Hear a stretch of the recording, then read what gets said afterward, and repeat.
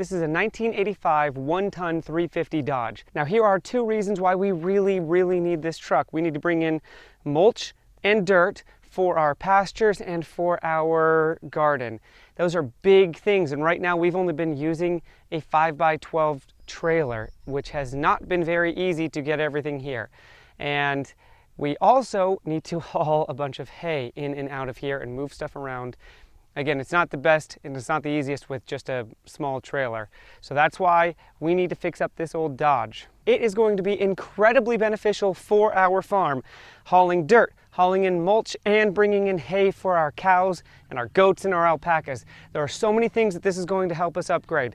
We wanted an older truck because it's much cheaper, and we don't have to deal with all of the computer issues or computer problems or wiring that we have to do with the newer trucks. This is going to be so great for us to be able to fix this thing up and use it on our farm. And the benefit is I can actually use it right now. It is perfectly working, it just has cosmetic issues. Don't worry, this content isn't going to take away from any of our gardening or animal videos. In fact, this is going to help enhance them. And since I have to fix up this truck anyway, I might as well take you along for the process. All right, enough talking about the truck, let's go show you the truck. And I want to show you some of the cosmetic issues, and I want to talk to you about some of my goals moving forward with the truck. I've already made steps to make these changes, and so things are going to go fast, and luckily it already works. So the cosmetic things should go pretty quickly. Okay, just a quick overlook of it. We have some aging and wear on the hood. We have a cracked windshield and some dents. But the major thing is we don't see tons of rust around these areas. And here is the bed for hauling hay and dirt.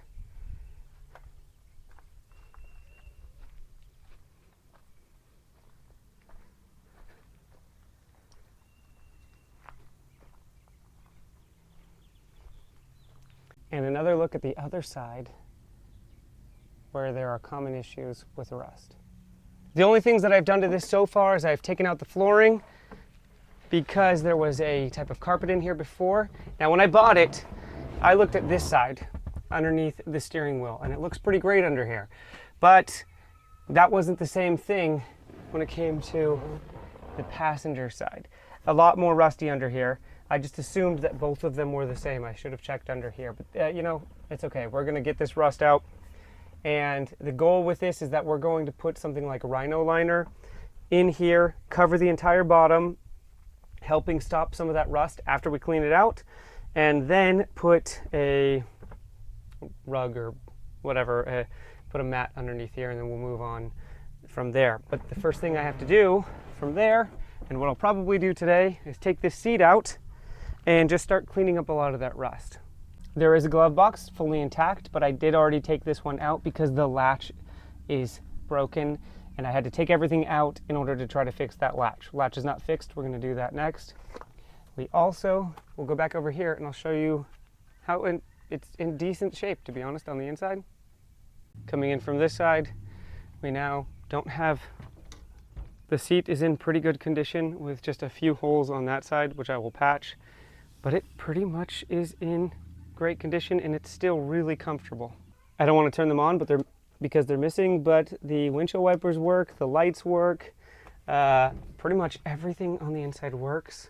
However, there are just a few wiring issues that it's just a short that occasionally causes one of the brake lights to go out. So I need to find that and fix it. But other than that, everything seems to be fine. I can drive this right now to go haul dirt if I needed to. Let's pop the hood and look underneath. And here we are. And I'm gonna get it turned on in a second, but before we go, most of this stuff that you see inside of here is just dirt and grime and stuff that's stuck on here. It's not rusting. It is pretty great on the inside of here. There are some issues, again, with just things that need to be cleaned on the inside, right around here.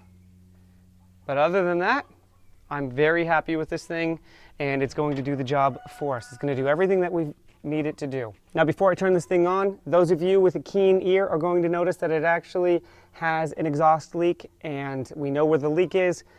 We know exactly how to fix it. Should be done in, honestly, the fix should be only like a 5-minute fix. But let's get this thing turned on and I'll show you that it works.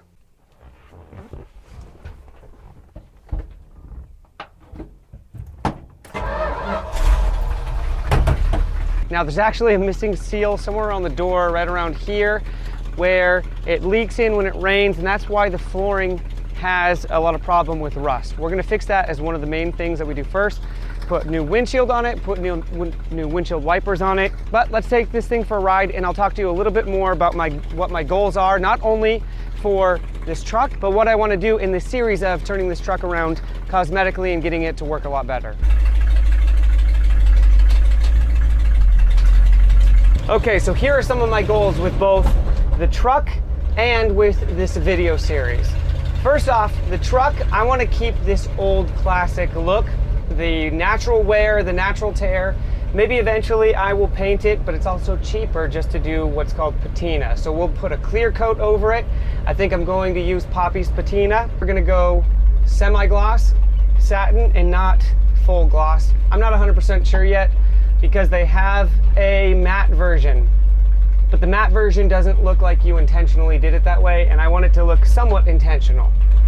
The other thing that we're gonna do is change the windshield like I said, fix up the inside a little bit, but more so, we're gonna keep it kind of how it is. And then over time, I'll probably do a lot of the cosmetic fixes.